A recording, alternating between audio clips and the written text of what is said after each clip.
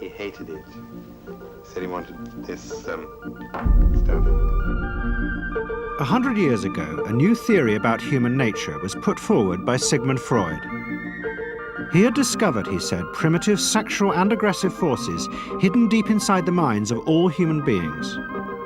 Forces which, if not controlled, led individuals and societies to chaos and destruction. This series is about how those in power have used Freud's theories to try and control the dangerous crowd in an age of mass democracy. At the heart of the story is not just Sigmund Freud, but other members of the Freud family.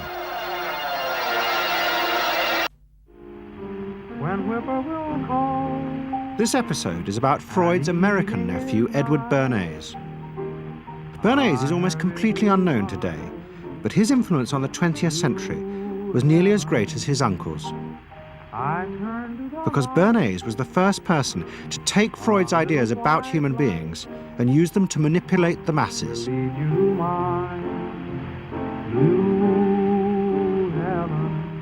He showed American corporations for the first time how they could make people want things they didn't need by linking mass-produced goods to their unconscious desires. Out of this would come a new political idea of how to control the masses. By satisfying people's inner selfish desires, one made them happy and thus docile. It was the start of the all-consuming self, which has come to dominate our world today.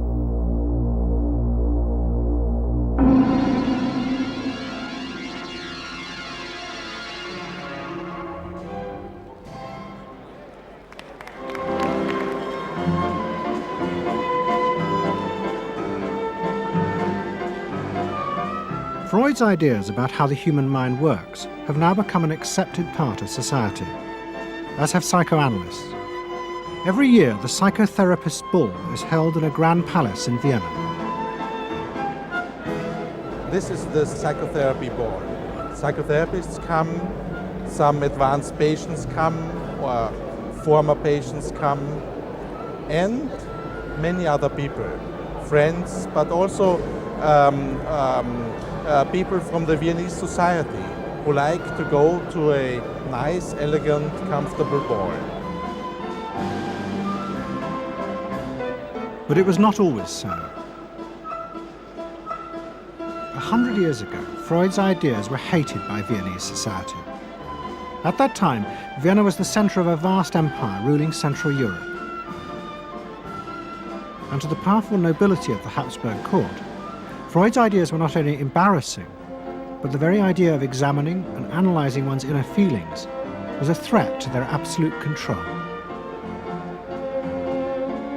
You see, at that time, these people had the power. And of course, you just were not allowed to show your bloody feelings. I mean, you just couldn't. You know, I mean, you couldn't, if you were unhappy. Can you imagine, for instance, you sit somewhere in the country in a castle, you are deeply unhappy, you are a woman. You couldn't go to your maid and cry on her shoulders, or you couldn't go into the village and complain, you know, about your feelings. I mean, you couldn't, it was like selling yourself to somebody. You just couldn't, you know? Because they had to respect you. Now, of course, Freud, you see, put that thought very much into question, because you see, to examine yourself, you would have to put a lot of other things into question, your society, everything what surrounds you. And that wasn't a good thing at that time. Why not? Because your self-created empire, to a certain extent, would have fallen into bits much earlier already. But what frightened the rulers of the empire even more was Freud's idea that hidden inside all human beings were dangerous instinctual drives. Freud had devised a method he called psychoanalysis. By analyzing dreams and free association, he had unearthed, he said, powerful sexual and aggressive forces, which were the remnants of our animal past. Feelings we repressed because they were too dangerous. Freud devised a method for exploring a hidden part of the mind, which we nowadays call the unconscious, which is a part that is totally unknown to our consciousness, that there exists a barrier in all our minds, which prevents these hidden and unwelcome impulses of the unconscious from emerging. Good night.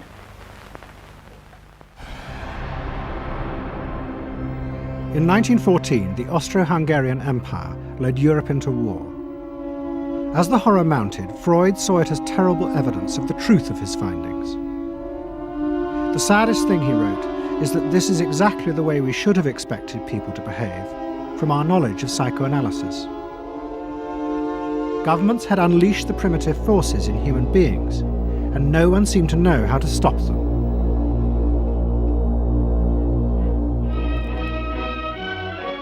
At that time, Freud's young nephew, Edward Bernays, was working as a press agent in America.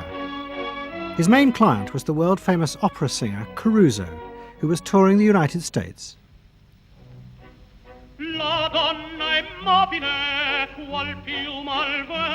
Bernays' parents had emigrated to America 20 years before, but he kept in touch with his uncle and joined him for holidays in the Alps. But Bernays was now about to return to Europe for a very different reason. On the night that Caruso opened in Toledo, Ohio, America announced it was entering the war against Germany and Austria. As a part of the war effort, the US government set up a Committee on Public Information, and Bernays was employed to promote America's war aims in the press. The President, Woodrow Wilson, had announced that the United States would fight not to restore the old empires, but to bring democracy to all of Europe. And Bernays proved extremely skillful in promoting this idea, both at home and abroad. And at the end of the war, he was asked to accompany the President to the Paris Peace Conference. Then, to my surprise, they asked me to go over with Woodrow Wilson to the peace conference. And at the age of 26, I was in Paris for the entire time of the peace conference that was held in the suburb of Paris, and we worked to make the world safe for democracy. That was a big slogan. Wilson's reception in Paris astounded Bernays and the other American propagandists. Their propaganda had portrayed Wilson as a liberator of the people, a man who would create a new world in which the individual would be free. They had made him a hero of the masses. And as he watched the crowd surge around Wilson, Bernays began to wonder whether it would be possible to do the same type of mass persuasion, but in peacetime. When I came back to the United States, I decided that if you could use propaganda for war, you could certainly use it for peace. And propaganda got to be a bad word because of the Germans using it. So what I did was to try to find some other words. So we found the word Council on Public Relations. Bernays returned to New York and set up as a public relations counsel in a small office off Broadway. It was the first time the term had ever been used. Since the end of the 19th century, America had become a mass industrial society, with millions clustered together in the cities. Bernays was determined to find a way to manage and alter the way these new crowds thought and felt. To do this, he turned to the writings of his uncle Sigmund. While in Paris, Bernays had sent his uncle a gift of some Havana cigars. In return, Freud had sent him a copy of his general introduction to psychoanalysis. Bernays read it, and the picture of hidden irrational forces inside human beings fascinated him. He wondered whether he might make money by manipulating the unconscious. What Eddie got from Freud was indeed this idea that there is a lot more going on in human decision-making, not only among individuals, but even more importantly among groups, than this idea that information drives behavior. And so Eddie began to formulate this idea that you had to look at things that would play to people's irrational emotions And you see, that moved Eddie immediately into a different category from other people in his field and most government officials and managers of the day who thought if you just hit people with all this factual information, they would look at that and say, oh, of course. And Eddie knew that was not the way the world worked. Bernays set out to experiment with the minds of the popular classes. His most dramatic experiment was to persuade women to smoke. At that time, there was a taboo against women smoking, and one of his early clients, George Hill, the president of the American Tobacco Corporation, asked Bernays to find a way of breaking it. He said, we're losing half of our market because men have invoked a taboo against women smoking in public. Can you do anything about that? I said, let me think about it. And then I said, have I your permission to see a psychoanalyst to find out what cigarettes mean to women? He said, what'll it cost? So I called up Dr. Brill, A.A. Brill, who was a leading psychoanalyst in New York at that time. How come you didn't call your uncle? Why didn't you call your uncle? Because he was in Vienna. A.A. Brill was one of the first psychoanalysts in America. And for a large fee, he told Bernays that cigarettes were a symbol of the penis and of male sexual power. He told Bernays that if he could find a way to connect cigarettes with the idea of challenging male power, then women would smoke, because then they would have their own penises. Every year, New York held an Easter Day parade to which thousands came, and Bernays decided to stage an event there. He persuaded a group of rich debutantes to hide cigarettes under their clothes. Then they should join the parade, and at a given signal from him, they were to light up the cigarettes dramatically. Bernays then informed the press that he had heard that a group of suffragettes were preparing to protest by lighting up what they called torches of freedom. He knew this would be an outcry, and he knew that all of the photographers would be there to capture this moment. And so he was ready with a phrase, which was torches of freedom.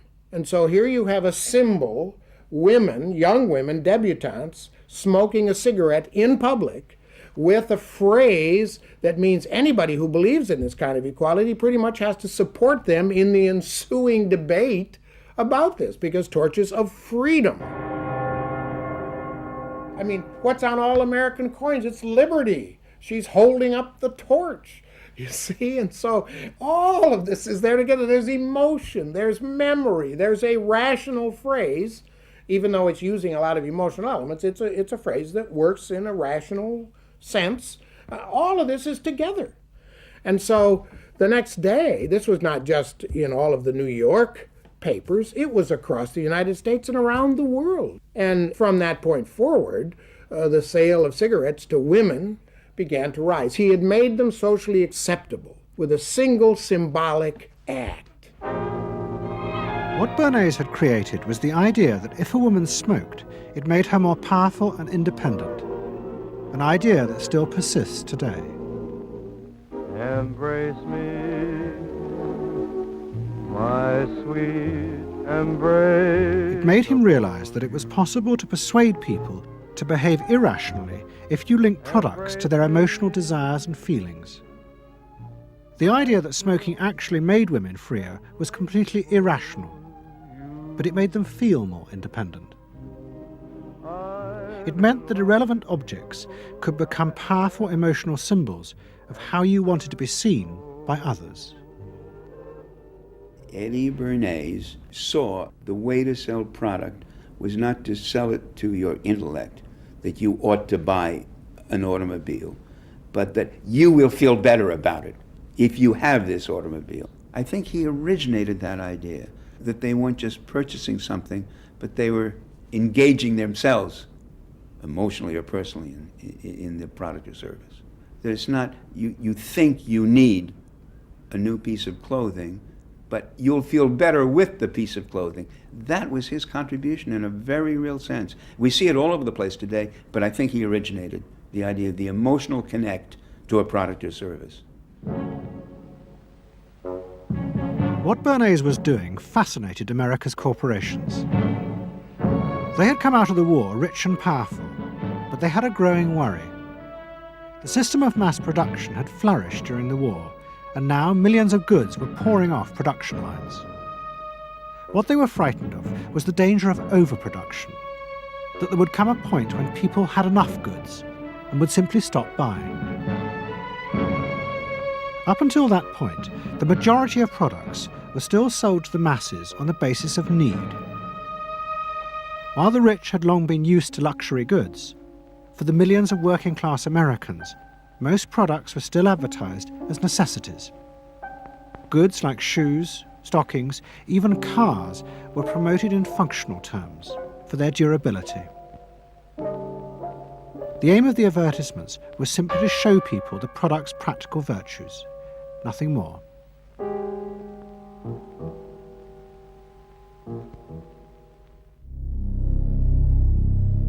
What the corporations realized they had to do was transform the way the majority of Americans thought about products.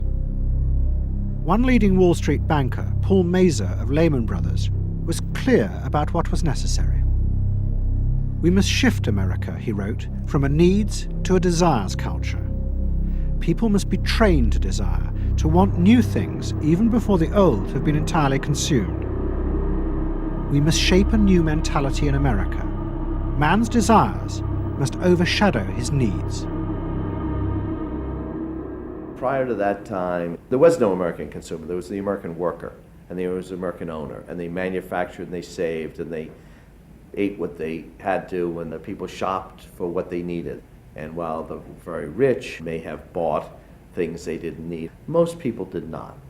And Mazur envisioned a break with that, where you would have things that you didn't actually need, but you wanted, as opposed to needed. And the man who would be at the center of changing that mentality for the corporations was Edward Bernays. Bernays really is the guy within the United States, more than anybody else, who sort of brings to the table psychological theory as something that is an essential part of how, from the corporate side, of how we are going to appeal to the masses effectively. And the whole sort of merchandising establishment and sales establishment is ready for Sigmund Freud. I mean, they are ready for understanding what motivates the human mind. And so that there's this real openness to Bernays' techniques being used to sell products to the masses. Beginning in the early 20s, the New York banks funded the creation of chains of department stores across America. They were to be the outlets for the mass-produced goods, and Bernays' job was to produce the new type of customer. Bernays began to create many of the techniques of mass consumer persuasion that we now live with. He was employed by William Randolph Hearst to promote his new women's magazines, and Bernays glamorized them by placing articles and advertisements that linked products made by others of his clients to famous film stars like Clara Bow, who was also his client. Bernays also began the practice of product placement in the movies, and he dressed the stars at the film's premieres with clothes and jewelry from other firms he represented. He was, he claimed, the first person to tell car companies they could sell cars as symbols of male sexuality. He employed psychologists to issue reports that said products were good for you, and then pretended they were independent studies. He organized fashion shows in the department stores and paid celebrities to repeat the new and essential message: you bought things not just for need, but to express your inner sense of yourself to others. There's a psychology of dress. Have you ever thought about it? How it can express your character? You all have interesting characters, but some of them are all hidden. I wonder why you all want to dress always the same, with the same hats and the same coats. I'm sure all of you are interesting and have wonderful things about you, but looking at you in the street, you all look so much the same. And that's why I'm talking to you about the psychology of dress. Try and express yourselves better in your dress. Bring out certain things that you think are hidden. I wonder if you've thought of this angle of your personality. I'd like to ask you some questions. Why do you like short skirts? Oh, because there's more to see. More to see, eh? What good does that do you? Much my handsome. It makes you more attractive. It does? In 1927, an American journalist wrote, "A change has come over our democracy. It is called consumptionism.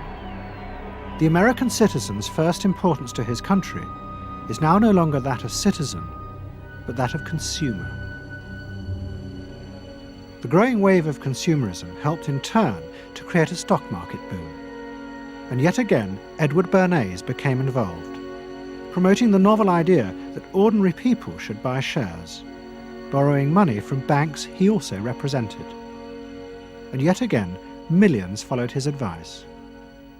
He was uniquely knowledgeable about how people in large numbers are going to react to products and ideas and so on.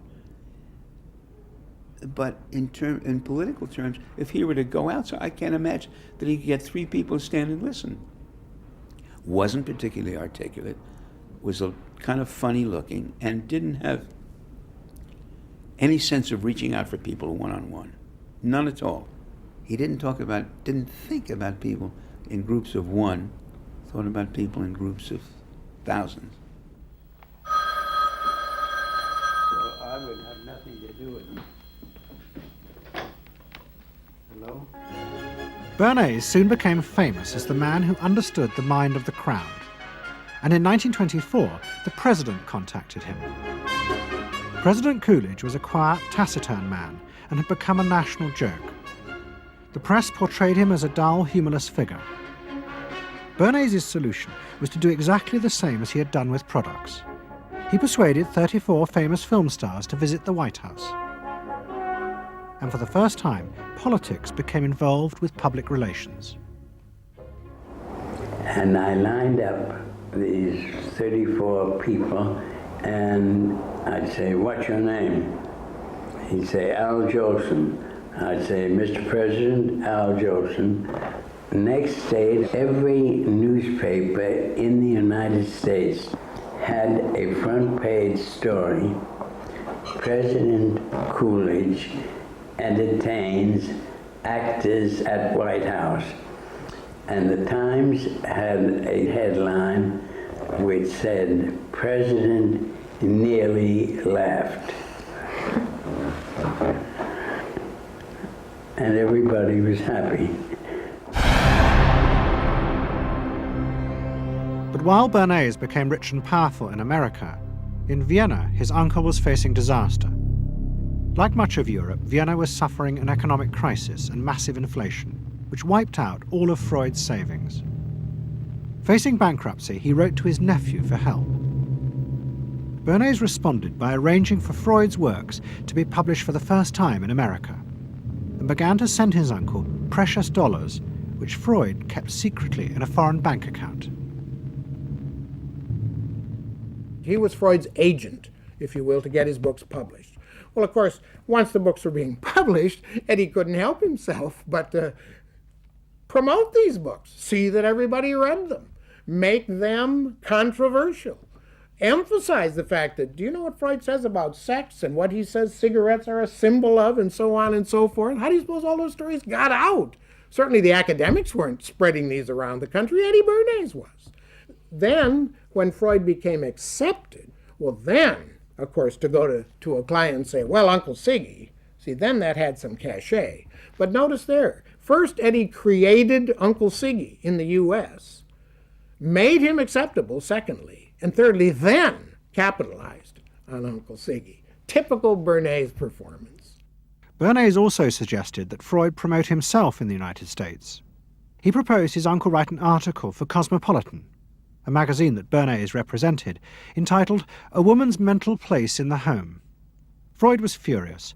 Such an idea, he said, was unthinkable. It was vulgar, and anyway, he hated America. Freud was now becoming increasingly pessimistic about human beings. In the mid-20s, he retreated in the summers to the Alps, sometimes staying in an old hotel, the Pension Moritz in Berchtesgaden. It is now a ruin. Freud began to write about group behavior, about how easily the unconscious aggressive forces in human beings could be triggered when they were in crowds. Freud believed he had underestimated the aggressive instincts in human beings. They were far more dangerous than he had originally thought. After World War I, Freud was basically a pessimist. He felt that man is an impossible creature, a very, very sadistic and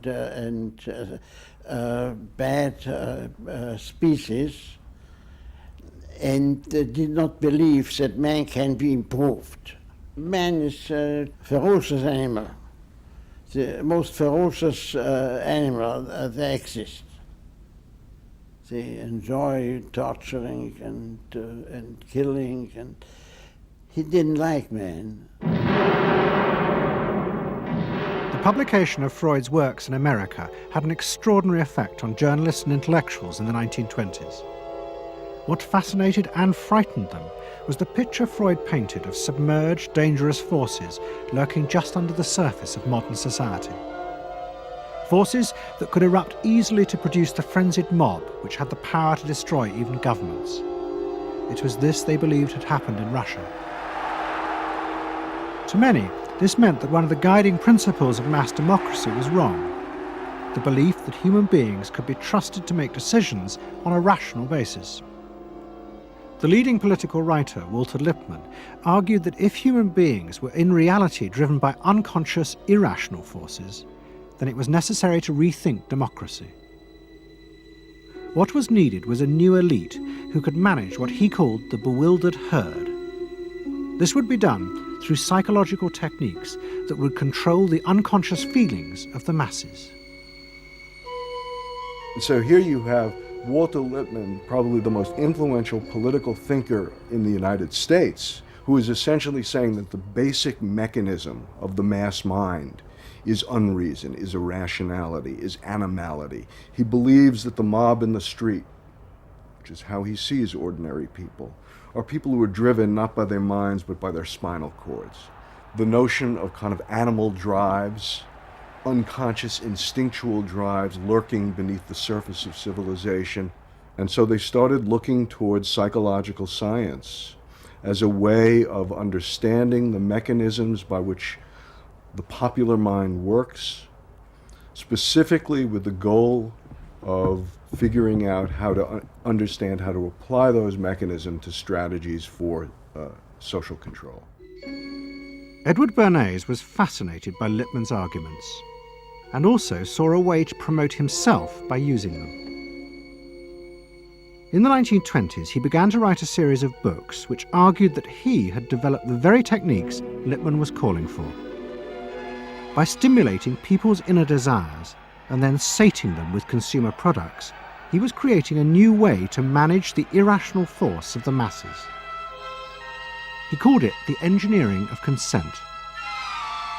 Democracy, to my father, was a wonderful concept, but I don't think he felt that all those publics out there had reliable judgment, and that they very easily might vote for the wrong man or want the wrong thing, so that they had to be guided from above.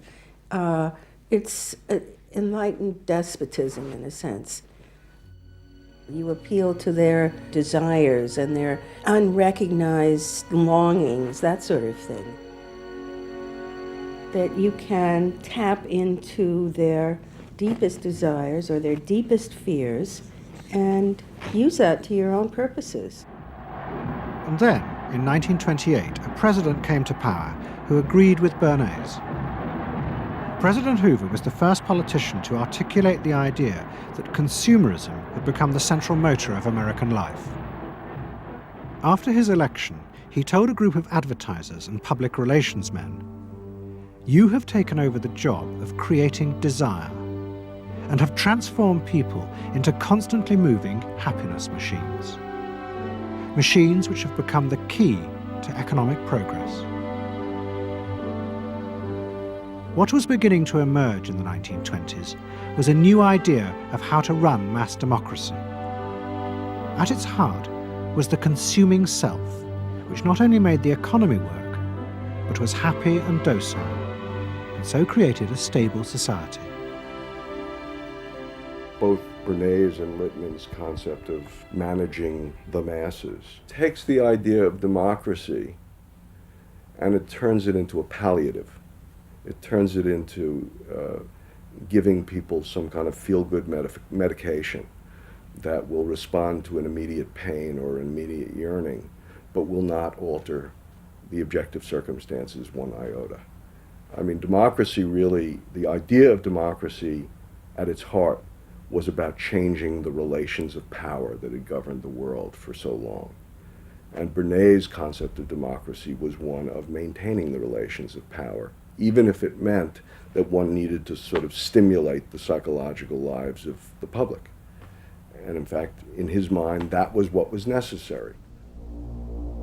That if you can keep stimulating the irrational self, then leadership can basically go on doing what it wants to do.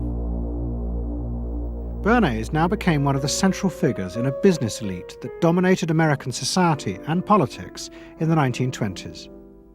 He also became extremely rich and lived in a suite of rooms in one of New York's most expensive hotels, where he gave frequent parties. Oh my goodness. He had a home in the corner suite of the Sherry Netherland Hotel. And here's this wonderful suite with all these windows looking out on Central Park and across at the plaza and on the square. And he would use this place to hold a soiree.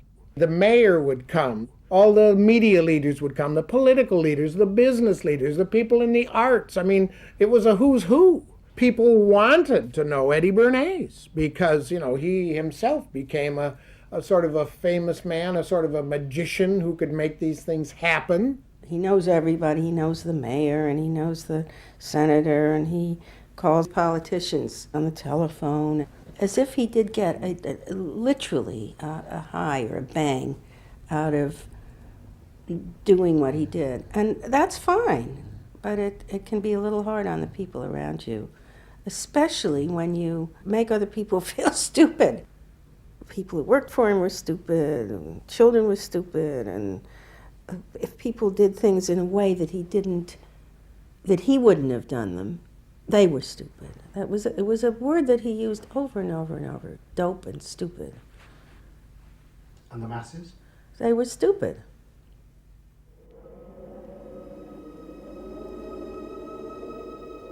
But Bernays' power was about to be destroyed dramatically, and by a type of human irrationality he could do nothing to control.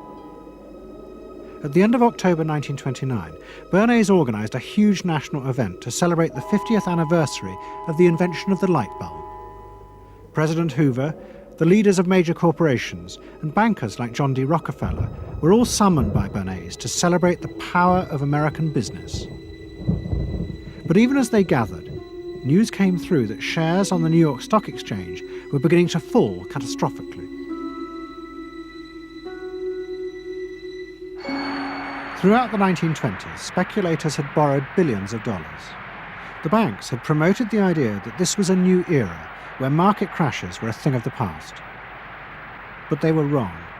What was about to happen was the biggest stock market crash in history. Investors had panicked and begun to sell in a blind, relentless fury that no reassurance by bankers or politicians could halt. And on the 29th of October 1929, the market collapsed.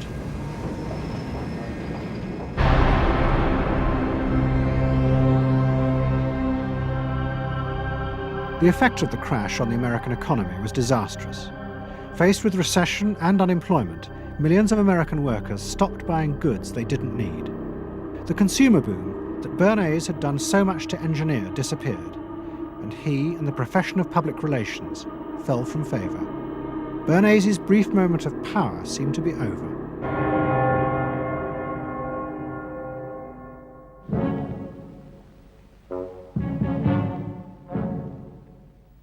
The effect of the Wall Street crash on Europe was also catastrophic. It intensified the growing economic and political crisis in the new democracies. In both Germany and Austria, there were violent street battles between the armed wings of different political parties. Against this backdrop, Freud, who was suffering from cancer of the jaw, retreated yet again to the Alps. He wrote a book called Civilization and Its Discontents. It was a powerful attack on the idea that civilization was an expression of human progress. Instead, Freud argued, civilization had actually been constructed to control the dangerous animal forces inside human beings. What was implicit in Freud's argument was that the ideal of individual freedom, which was at the heart of democracy, was impossible. Human beings could never be allowed to truly express themselves because it was too dangerous. They must always be controlled and would thus always be discontent.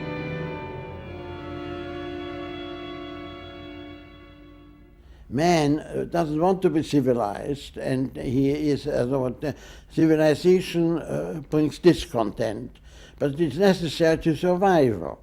Otherwise he couldn't survive. So he must be discontent, because this would be the only way to keep him within limits. But what did Freud think about the idea of the equality of man? He didn't believe in it. We had 32 parties, and Hitler said, before those parties don't vanish, there is no Germany. That's true. You can't have 32 parties, and so they felt this one person will put an end to this comedy. Freud was not alone in his pessimism. Politicians like Adolf Hitler emerged from a growing despair in the 1920s about democracy. The Nazis were convinced that democracy was dangerous because it unleashed a selfish individualism, but didn't have the means to control it. Hitler's party, the National Socialists, stood in elections, promising in their propaganda that they would abandon democracy because of the chaos and unemployment it led to. Die Parteien versprachen den Himmel auf Erden.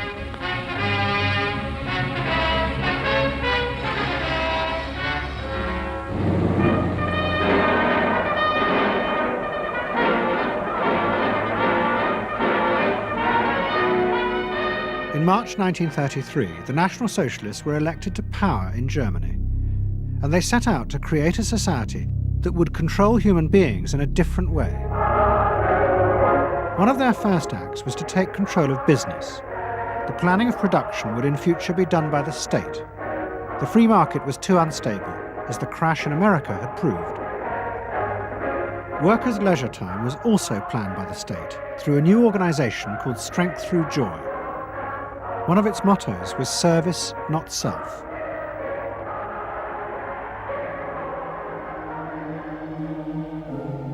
But the Nazis did not see this as a return to an old form of autocratic control.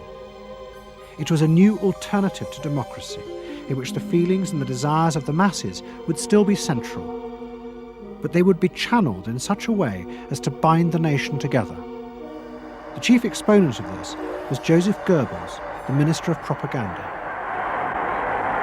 Es mag gut sein, Macht zu besitzen, die auf Gewehren ruht. Besser aber und beglückender ist es, das Herz eines Volkes zu gewinnen und es auch zu behalten. Goebbels organized huge rallies whose function, he said, was to forge the mind of the nation into a unity of thinking, feeling, and desire. One of his inspirations, he told an American journalist, was the writings of Freud's nephew, Edward Bernays. In his work on crowd psychology, Freud had described how the frightening irrationality inside human beings could emerge in such groups. The deep, what he called libidinal forces of desire, are given up to the leader, while the aggressive instincts are unleashed on those outside the group. Freud wrote this as a warning, but the Nazis were deliberately encouraging these forces because they believed they could master and control them. Well, Freud was saying that masses are bound by libidinal forces. They love each other and delegate their ideas and their feelings to the chap on top. What are libidinal forces? What are libidinal forces? Well, forces of love. Not hate? No. Hate is delegated to the others outside.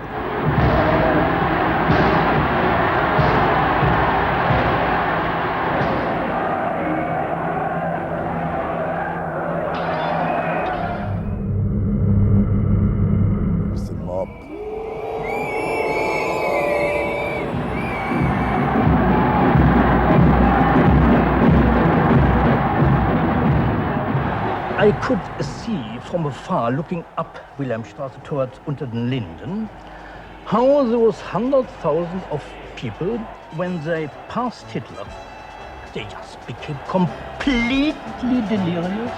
They began to shout these cries I will never get out of my ears. Heil, Sieg, Heil. They were demented.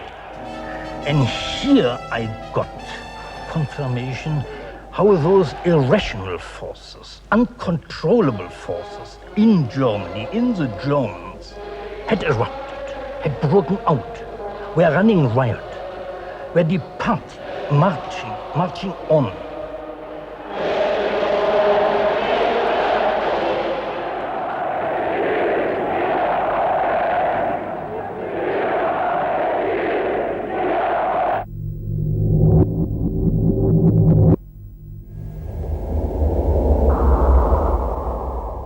And in America too, democracy was under threat from the force of the angry mob. The effect of the stock market crash had been disastrous.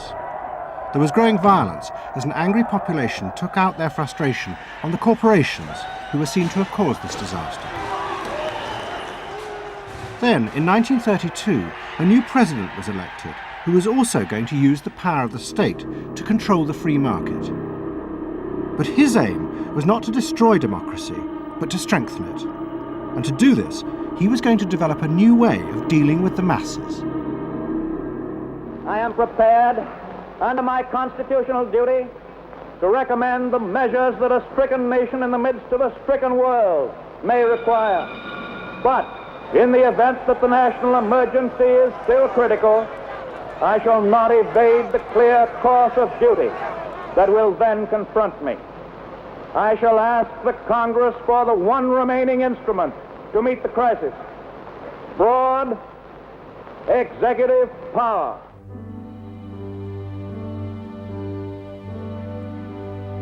It was the start of what would become known as the New Deal. Roosevelt assembled a group of young technocrats and planners in Washington. He told them that their job was to plan and run giant new industrial projects for the good of the nation. Roosevelt was convinced that the stock market crash had shown that laissez-faire capitalism could no longer run modern industrial economies. It had become the job of government. Big business was horrified, but the New Deal attracted the admiration of the Nazis, especially Joseph Goebbels. Wir betrachten die wirtschaftliche Entwicklung in Amerika mit dem allergrößten positiven Interesse. Und wir sind dort der festen Überzeugung, dass Präsident Roosevelt und seine Berater auf dem richtigen Wege sind. Es handelt sich in der Tat um das größte wirtschaftliche und soziale Problem aller Zeiten. Die vielen Millionen Arbeitslosen, die ihre Plätze an den Maschinen und in den Kontoren verloren haben, wieder an ihre alten Arbeitsstellen zurückzuführen. Das kann nicht allein der privaten Initiative überlassen werden. Ausschlaggebend ist, dass die öffentliche Hand mit positiven Maßnahmen eingreift. But although Roosevelt, like the Nazis, was trying to organize society in a different way, unlike the Nazis, he believed that human beings were rational and could be trusted to take an active part in government. Roosevelt believed it was possible to explain his policies to ordinary Americans and take into account their opinions. To do this, he was helped by the new ideas of an American social scientist called George Gallup. Favorite reading of New Deal Washington, the survey of U.S. public opinion. From offices at Princeton, New Jersey, a famed statistician, Dr. George Gallup, tells Washington from week to week what the nation is thinking. And in New York, Fortune magazine's analyst, Elmo Roper, compiles for publication a continuous record of the nation's approval or disapproval of how the country is being run. Gallup and Roper rejected Bernays' view that human beings were at the mercy of unconscious forces and so needed to be controlled. Their system of opinion polling was based on the idea that people could be trusted to know what they wanted. They argued that one could measure and predict the opinions and behaviour of the public if one asked strictly factual questions and avoided manipulating their emotions. Well, how about this one? Do you think Franklin D. Roosevelt's New Deal has been bad for the nation in general? No, that question's loaded. It automatically suggests an answer. Well, how about this? Is your present feeling toward President Roosevelt one of general approval or general disapproval? That's better. Prior to scientific polling, the view of many people was that you couldn't trust public opinion. It was irrational, that it was ill-informed, it was chaotic, unruly, and so forth. And so that opinion should be dismissed.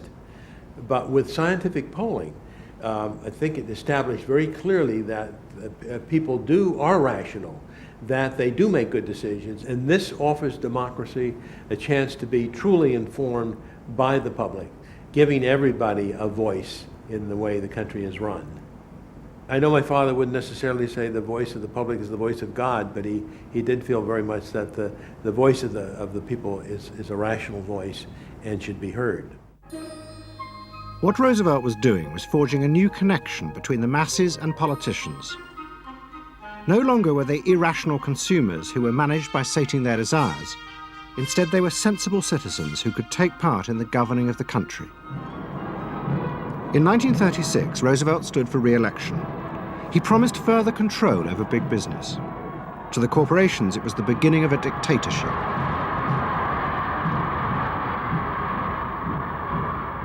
Roosevelt interferes with private enterprise and is running the country into debt for generations to come.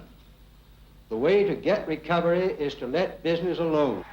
But Roosevelt was triumphantly re-elected. It looks, my friends, like a real landslide this time. So please let me thank you again and tell you that I hope to see you all very soon and bid you an affectionate good night. Faced with this, business now decided to fight back, to regain power in America. At the heart of the battle would be Edward Bernays and the profession he had invented, public relations. Following that election, business people start to get together and start to carry on discussions, primarily in private, and they start talking to each other about the need to sort of carry on ideological warfare against the New Deal and to sort of reassert the sort of connectedness between the idea of democracy on the one hand and the idea of privately owned business on the other.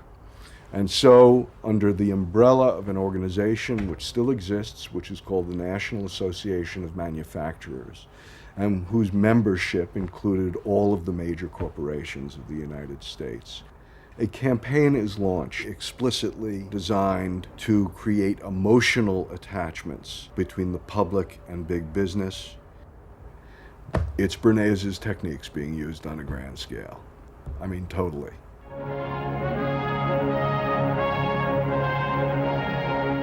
The General Motors Parade of Progress, traveling the high roads and byroads of America, bringing to millions of Americans in their own hometown the fascinating story behind modern industry, showing... The campaign set out to show dramatically that it was business, not politicians, who had created modern America. A better mode of living for all of us. Bernays was an advisor to General Motors, but he was no longer alone. The industry he had founded now flourished as hundreds of public relations advisors organized a vast campaign. They not only used advertisements and billboards, but managed to insinuate their message into the editorial pages of the newspapers.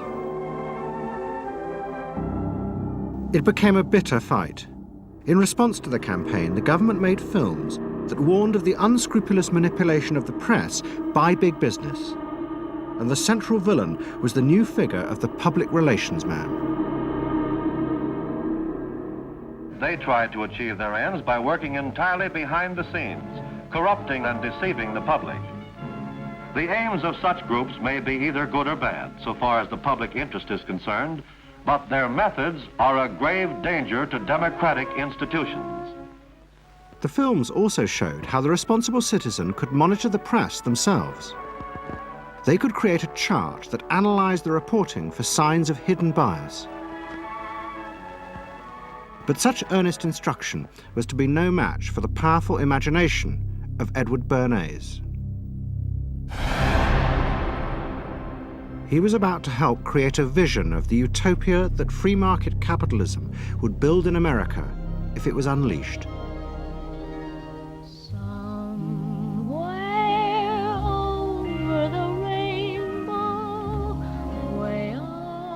In 1939, New York hosted the World's Fair. Edward Bernays was a central advisor. He insisted that the theme be the link between democracy and American business.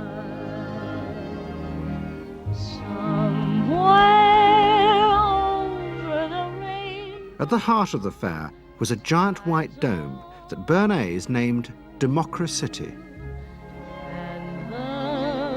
And the central exhibit was a vast working model of America's future, constructed by the General Motors Corporation. To my father, the World's Fair was an opportunity to keep the status quo, that is, capitalism, in a democracy. Democracy and capitalism, that marriage, right, linking, just like that. He did that by manipulating people and getting them to think that you couldn't have real democracy in anything but a capitalist society, which was capable of doing anything, of creating these wonderful highways, of making, moving pictures inside everybody's house, of telephones that didn't need cords, of sleek roadsters. I mean, it was consumerist, but at the same time, you inferred that in a funny way, democracy and capitalism went together. The World's Fair was an extraordinary success and captured America's imagination. The vision it portrayed was of a new form of democracy, in which business responded to people's innermost desires in a way politicians could never do. But it was a form of democracy that depended on treating people not as active citizens, as Roosevelt did, but as passive consumers. Because this, Bernays believed, was the key to control in a mass democracy. It's not that the people are in charge, but that the people's desires are in charge. The people are not in charge. The people exercise no decision-making power within this environment. So democracy is reduced from something which assumes an active citizenry to the idea of the public as passive consumers.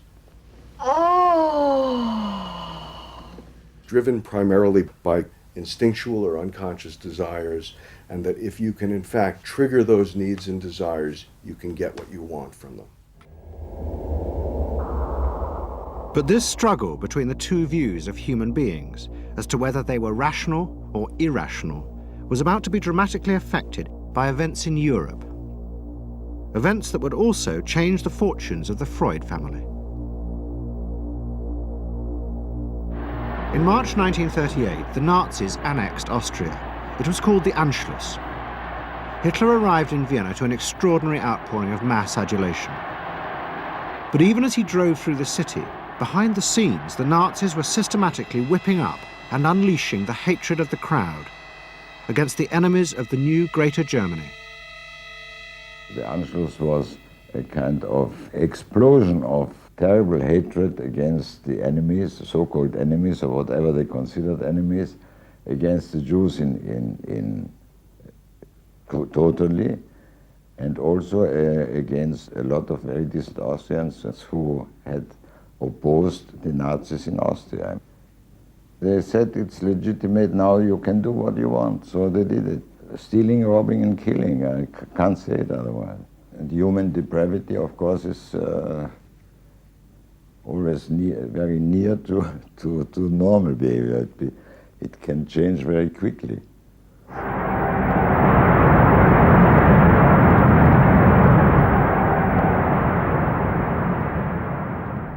As the violence and assassinations raged in Vienna, Freud decided he had to leave. His aim was to go to Britain, but he knew that Britain, like many countries, was refusing entry to most Jewish refugees. But help came from the leading psychoanalyst in Britain, Ernest Jones. He was in the same ice skating club as the Home Secretary, Sir Samuel Hoare, and Jones persuaded Hoare to issue Freud a British work permit. And in May 1938, Freud, his daughter Anna, and other members of his family set off for London.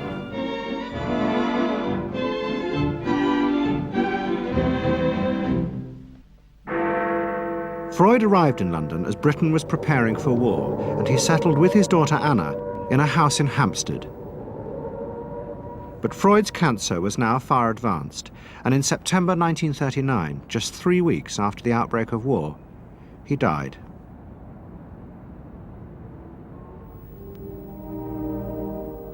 The Second World War would utterly transform the way governments saw democracy and the people they governed. Next week's programme will show how the American government, as a result of the war, became convinced there were savage, dangerous forces hidden inside all human beings, forces that needed to be controlled. The terrible evidence from the death camps seemed to show what happened when these forces were unleashed. And politicians and planners in post-war America would come to believe that hidden under the surface of their own population were the same dangerous forces. And they would turn to the Freud family to help control this enemy within.